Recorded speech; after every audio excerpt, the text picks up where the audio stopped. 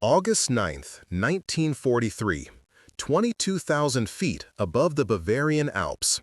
Hauptmann Ernst Vogel squeezed the trigger, his twin 20mm cannons erupting in a perfect 2-second burst.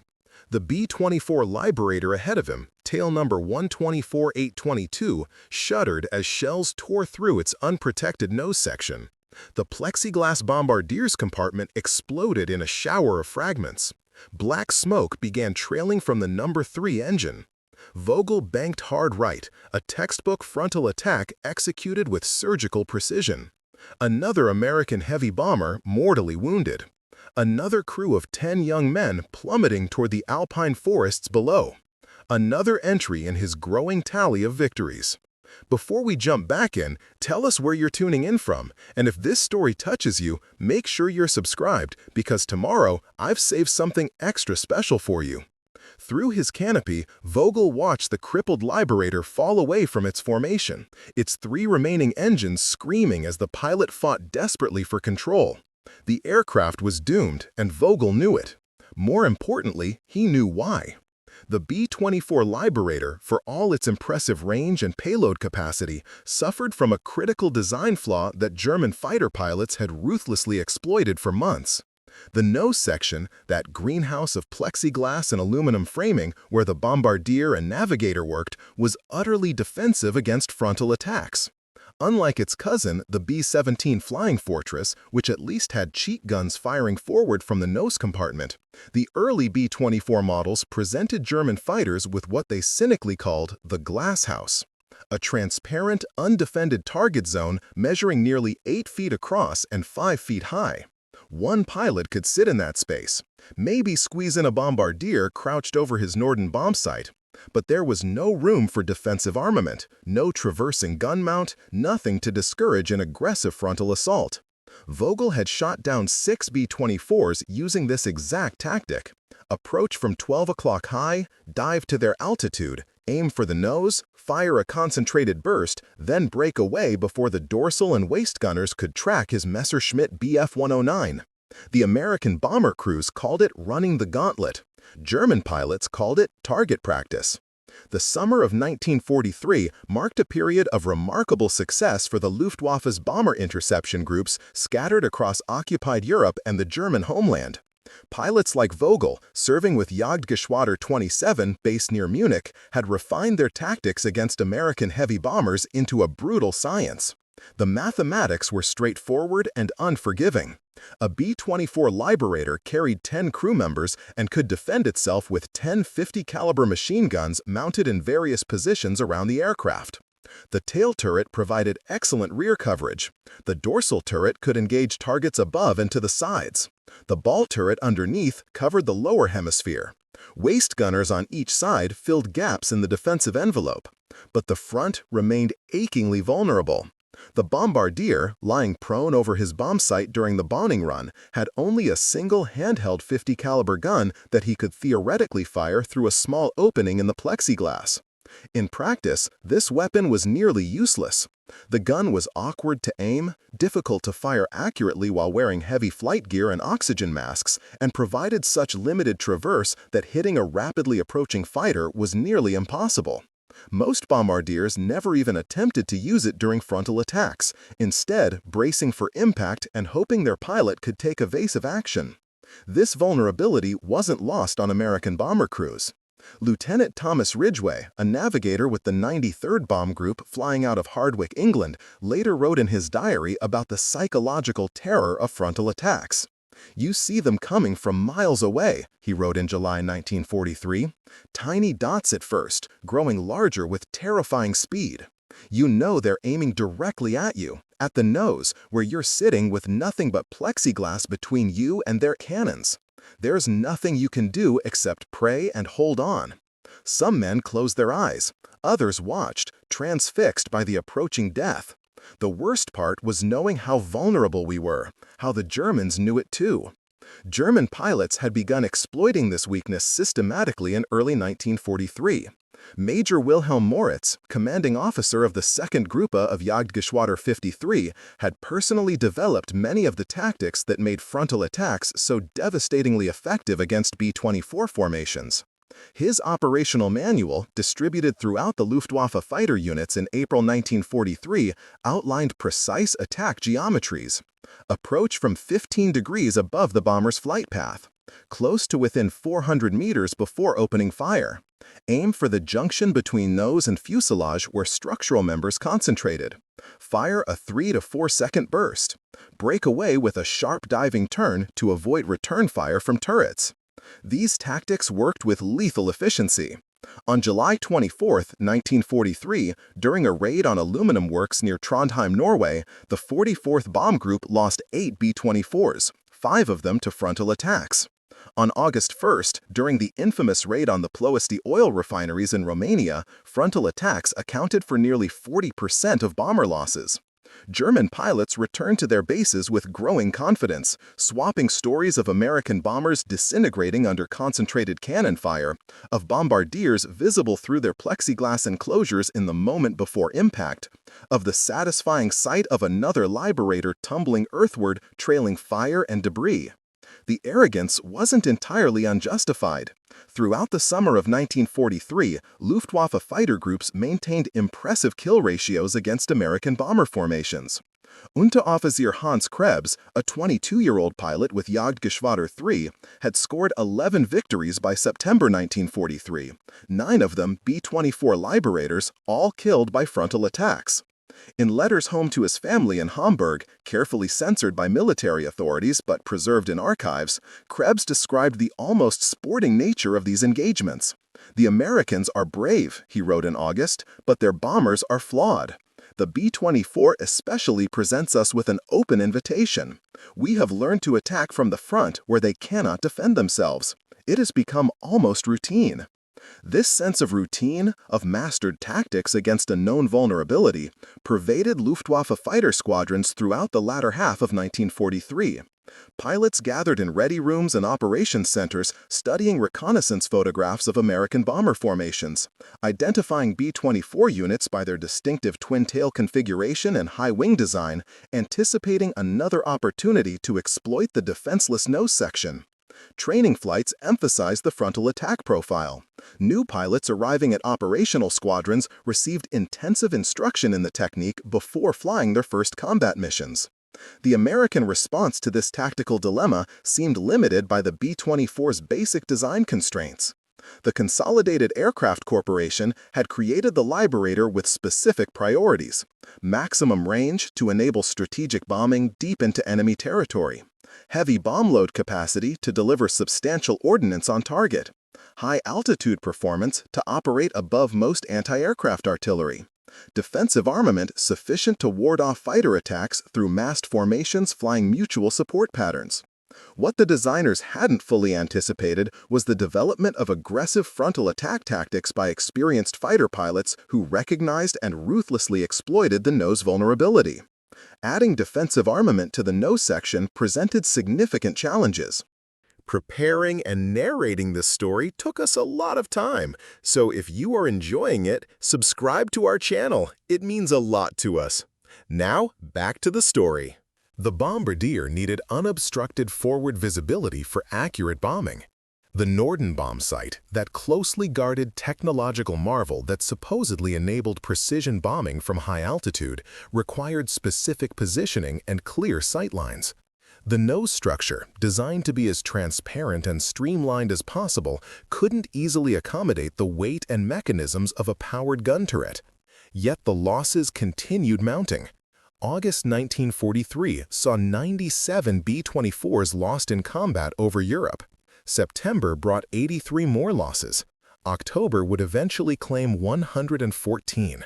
While not all these losses resulted from frontal attacks, the tactic accounted for a disproportionate share of aircraft destroyed and crews killed. American bomber commanders recognized they faced a critical vulnerability with no obvious solution. What those commanders didn't know was that even as German pilots perfected their frontal attack tactics in the summer of 1943, engineers at Consolidated Aircraft and the Emerson Electric Company had been working for months on a solution that would fundamentally transform the tactical equation. The project began not as a response to combat losses, but as a forward-thinking attempt to improve the B-24's defensive capabilities before those vulnerabilities became apparent through bitter experience. In November 1942, nearly 9 months before the losses of summer 1943, Consolidated's engineering team had initiated studies on powered nose turret installations. The project faced immediate challenges. The nose section's structural design, optimized for visibility and bomb sight installation, provided minimal space for turret mechanisms. Weight restrictions were severe. Every pound added to the nose affected the aircraft's center of gravity and required compensating adjustments elsewhere. The bombardier's working position couldn't be compromised. The Norden bomb sight installation remained sacrosanct. Emerson Electric, already producing dorsal and tail turrets for various bomber types, received a contract in January 1943 to develop a nose turret specifically for the B-24. The specifications were demanding. The turret needed to provide 180-degree horizontal traverse and at least 90 degrees of vertical movement. It had to mount twin 50-caliber machine guns with sufficient ammunition for sustained combat.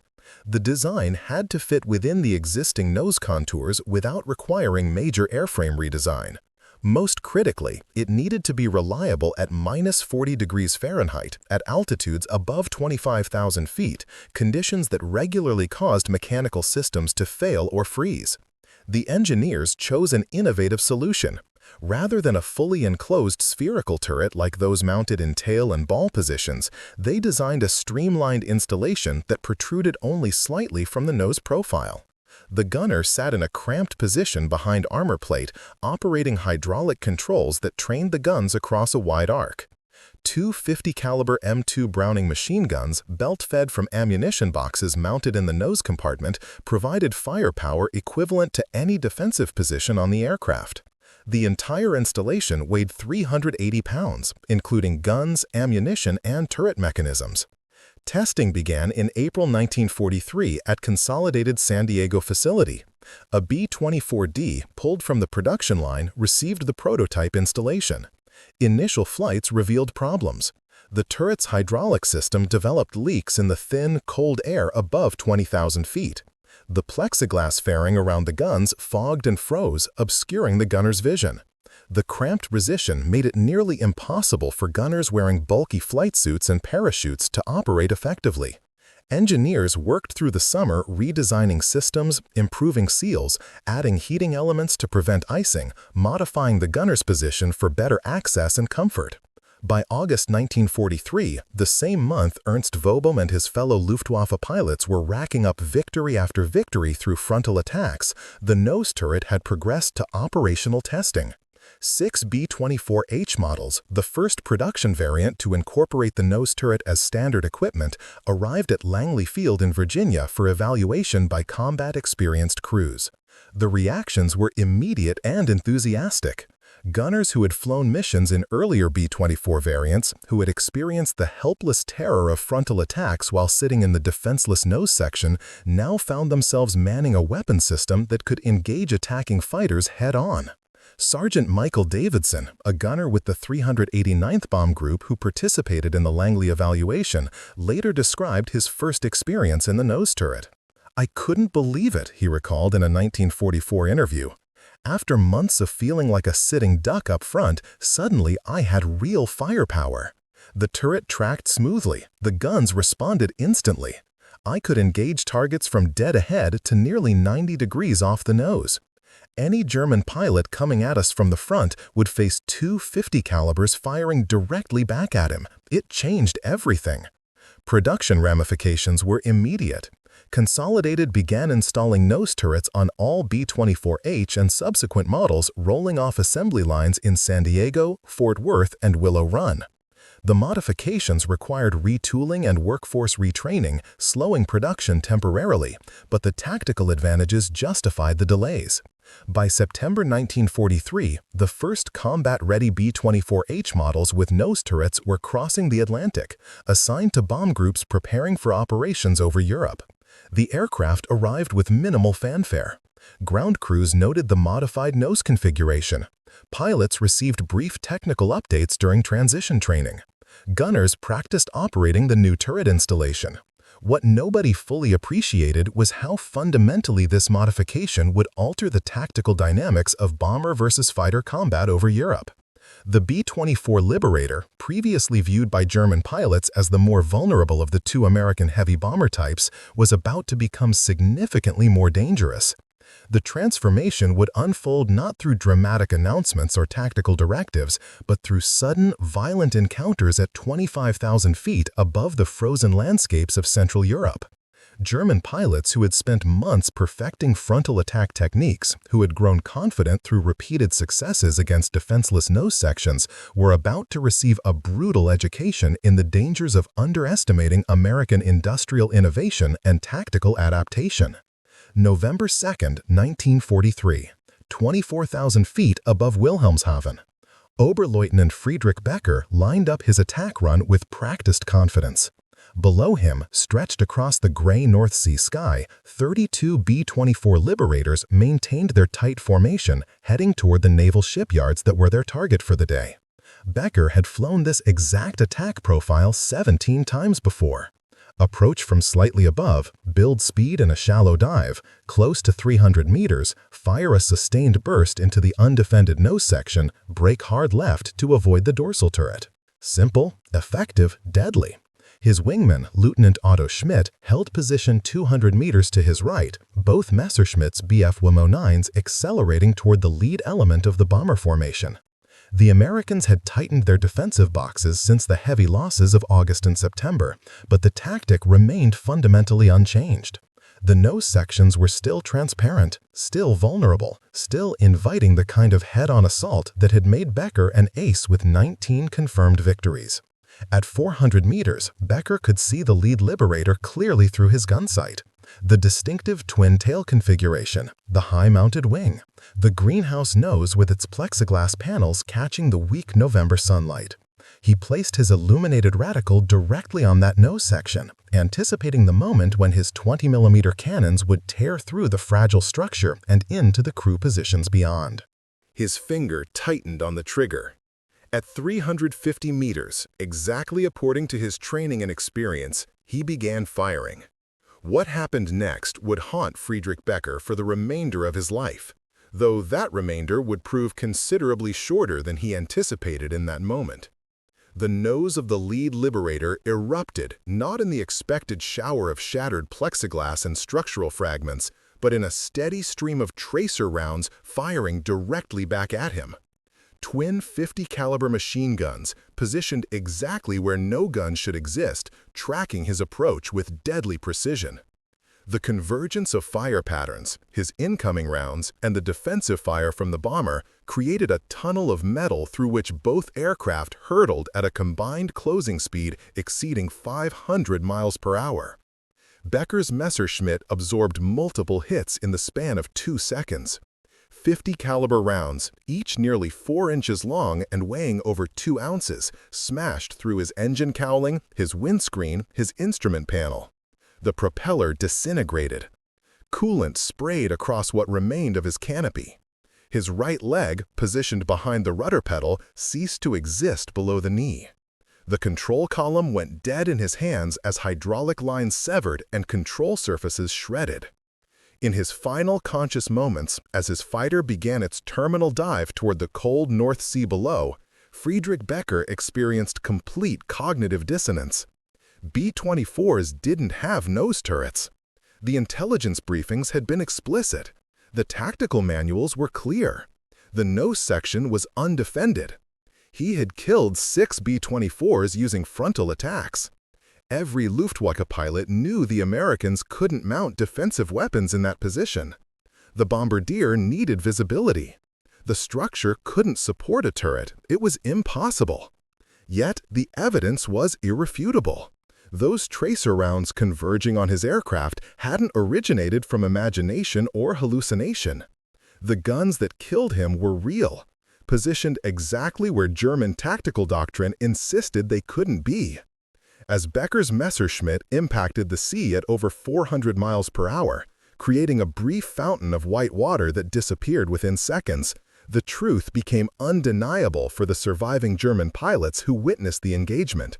The Americans had changed the rules. Otto Schmidt, flying as Becker's wingman, had a marginally better view of what transpired. He saw his leader's attack run interrupted by defensive fire from the bomber's nose.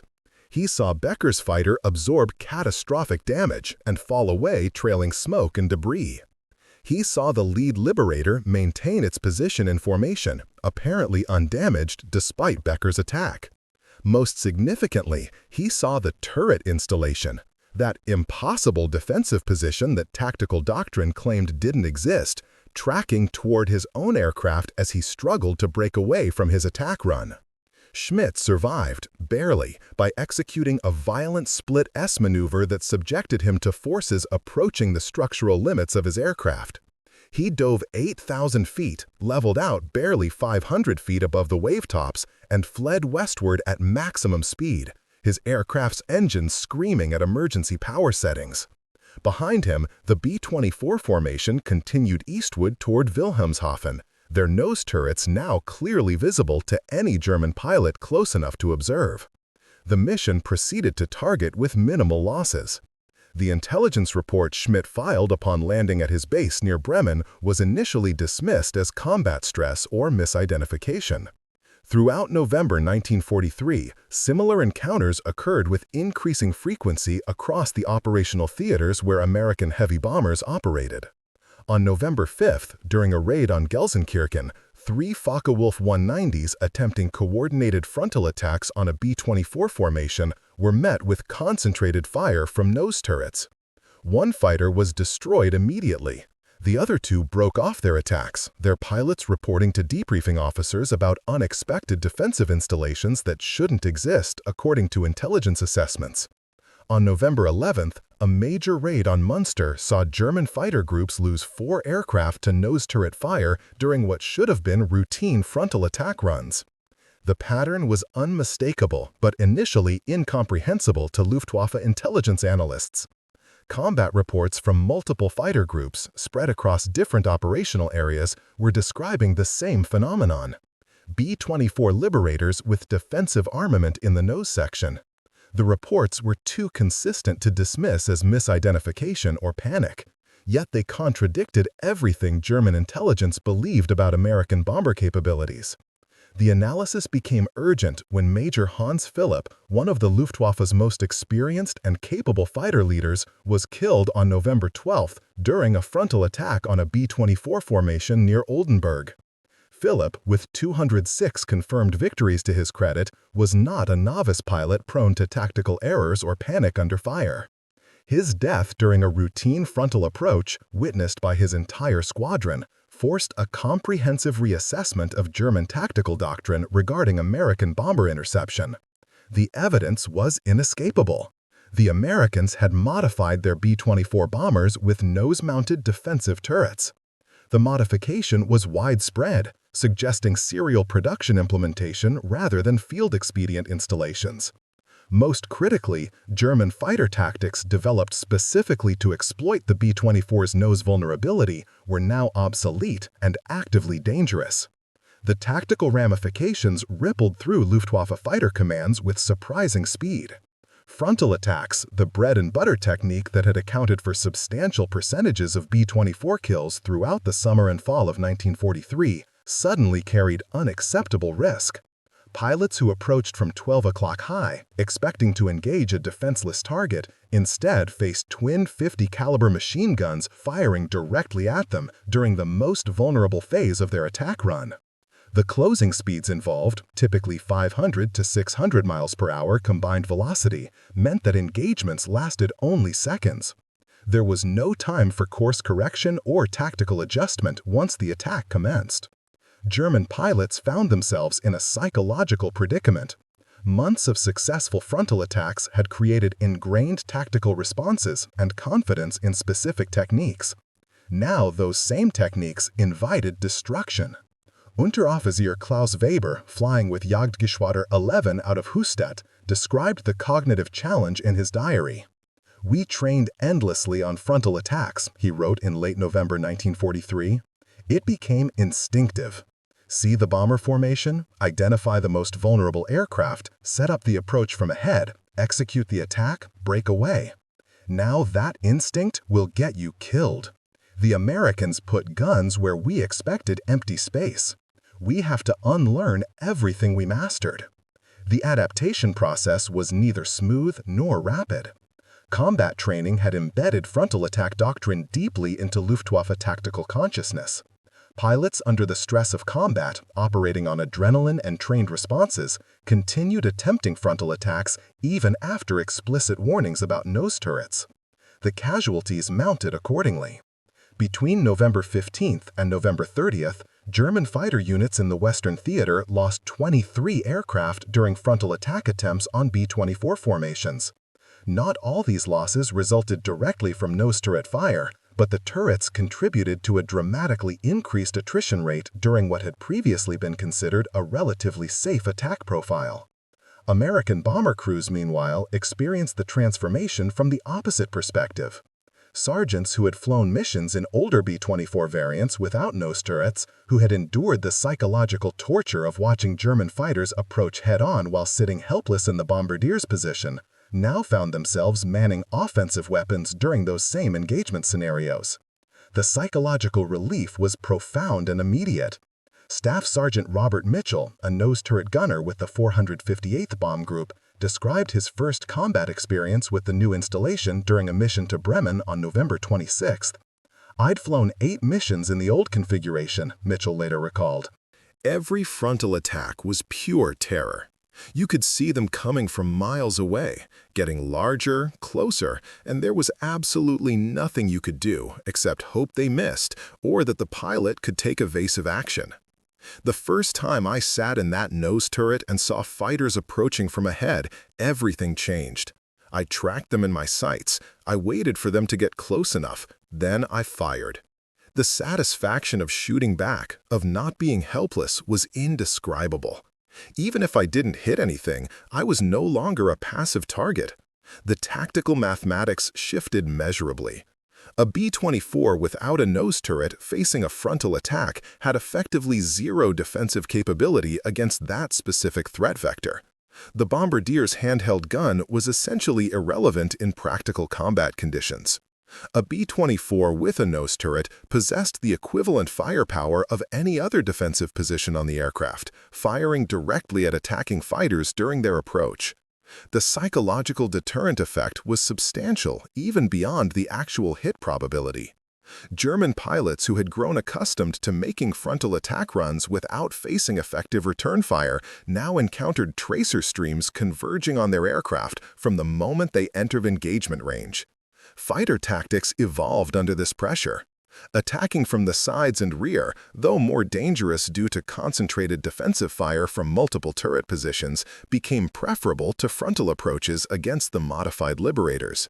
The company front attack, where multiple fighters approached line abreast to saturate defensive fire, became even more critical as a tactical doctrine. Individual pilots attempting solo frontal attacks, previously a viable tactic against undefended nose sections, now faced near certain destruction. The aggressive, confident frontal assault that German pilots had perfected against earlier B-24 variants gave way to cautious, calculated approaches that acknowledged the bomber's enhanced defensive capability. December 1943 brought winter weather and reduced operational tempo, but also brought continued arrival of nose turret-equipped B-24s at English bases. By year's end, approximately 60% of operational B-24 Liberators in the European theater featured the Emerson nose turret installation. The remaining 40%, older variants still flying combat missions, maintained the vulnerable nose configuration, but German pilots could no longer assume that any B-24 they encountered would be defenseless from the front. The uncertainty itself proved tactically significant. Not knowing whether a specific bomber possessed nose armament forced conservative attack planning and reduced the effectiveness of frontal assault tactics even against aircraft that remained unmodified. The intelligence failure that allowed this tactical surprise generated substantial recrimination within Luftwaffe command structures. German intelligence services maintained extensive networks dedicated to monitoring Allied aircraft development and production. How had a major modification to one of America's primary heavy bombers escaped detection until it appeared in combat? The post-action analysis revealed several contributing factors. American security regarding the nose turret program had been relatively effective. Production modifications occurred at multiple facilities simultaneously, reducing the visibility of any single installation program. The turret installation didn't dramatically alter the B-24's external silhouette, making identification from distance difficult. Most significantly, German intelligence had operated under the assumption that nose turret installation was technically impractical, given the B-24's design constraints, and this assumption bias had prevented proper analysis of fragmentary intelligence that might have revealed the modification program. The human cost of this intelligence failure was measured in destroyed fighters and dead pilots. Between November 2nd, when Friedrich Becker became likely the first Luftwaffe pilot killed by nose turret fire, and December 31, 1943, German fighter units lost an estimated 40 to 50 aircraft during frontal attack attempts on B-24 formations. Not all these losses resulted directly from nose turret fire, but the turrets substantially increased the hazard of an attack profile that had previously been considered routine. Each lost aircraft represented months of production and training investment. Each dead pilot represented years of experience and skill that Germany's shrinking pilot training infrastructure struggled to replace. The broader strategic context amplified the tactical impact. By late 1943, the Luftwaffe faced mounting pressures across multiple fronts. The Eastern Front consumed fighters and pilots at unsustainable rates. The Mediterranean theater required substantial defensive allocations. The defense of the Reich against Anglo-American strategic bombing demanded increasing resources as bomber formations grew larger and more frequent. Every tactical advantage held importance. Every loss hurt disproportionately. The nose turret modification, seemingly a simple technical improvement, represented one more variable tilting the strategic balance away from German capabilities. American bomber crews recognized and appreciated the tactical shift. Letters home, carefully screened by military censors but preserved in archives, frequently mentioned the nose turrets with satisfaction and relief. Lieutenant James Harrison, a bombardier with the 392nd Bomb Group, wrote to his parents in Iowa in December 1943 about his first mission in a turret-equipped aircraft. "The new setup makes such a difference," he wrote. "The German fighters still come at us, but now they're facing real firepower from the nose. The turret gunner can track them all the way in and keep firing until they break off. Several times on today's mission, I saw fighters break away early, before they even got into effective range, probably because they saw the turret and didn't want to face the return fire. It's a small thing maybe, but it might be the small thing that keeps us alive." January 1944 opened with weather conditions that limited operations, but when missions resumed in force during mid-month, the tactical patterns established in November and December continued. German fighter groups had largely abandoned isolated frontal attacks on B-24 formations in favor of more complex tactics requiring coordination and numerical superiority. The nose turret hadn't eliminated the threat to American bombers, hadn't reduced German fighter effectiveness to zero, hadn't transformed the brutal arithmetic of strategic bombing. What it had accomplished was the elimination of a significant vulnerability that German pilots had ruthlessly exploited for months. The B-24, previously considered the more vulnerable of the two American heavy bomber types due to its defenseless nose, now presented attacking fighters with comprehensive defensive coverage across all approach factors. The modification program continued accelerating. By February 1944, over 80% of operational B-24s in Europe carried nose turrets. Consolidated's production lines at all facilities had fully integrated the installation into their standard manufacturing processes. The Willow Run facility near Detroit, producing B-24s at an extraordinary rate using automotive industry mass production techniques, incorporated nose turrets as standard equipment on all aircraft rolling off the assembly line. Technical refinements continued as well. Improved heating systems reduced icing problems at extreme altitudes. Enhanced hydraulic seals decreased maintenance requirements. Gunner position modifications improved comfort and operational effectiveness during long missions. The statistical evidence of the turret's tactical impact became clear through loss rate analysis. B-24 formations equipped entirely with nose turret models experienced measurably lower attrition rates from frontal attacks compared to mixed formations containing older variants. The difference wasn't dramatic, perhaps 2 to 3% reduction in overall loss rates, but in the context of missions where 10 to 15% losses were common, every percentage point mattered profoundly. Those few percentage points represented aircraft that returned to base, crews that survived to fly again, bombing effectiveness maintained through reduced attrition. German tactical doctrine continued evolving in response. Major Hermann Graf, commanding Jagdgeschwader 50 and one of the Luftwaffe's most successful fighter leaders with 212 victories, issued updated tactical guidelines in February 1944 that explicitly addressed nose turret-equipped bombers. His directive emphasized coordinated attacks from multiple vectors simultaneously, overwhelming defensive fire through sheer numbers rather than relying on exploiting specific vulnerabilities. The document acknowledged implicitly that the tactical advantage German fighters had enjoyed through frontal attacks had been substantially negated. The war in the air over Europe was becoming a grinding attritional struggle where numerical superiority and industrial capacity mattered more than individual tactical cleverness. Up next, you've got two more standout stories right on your screen. If this one hit the mark, you won't want to pass these up. Just click and check them out.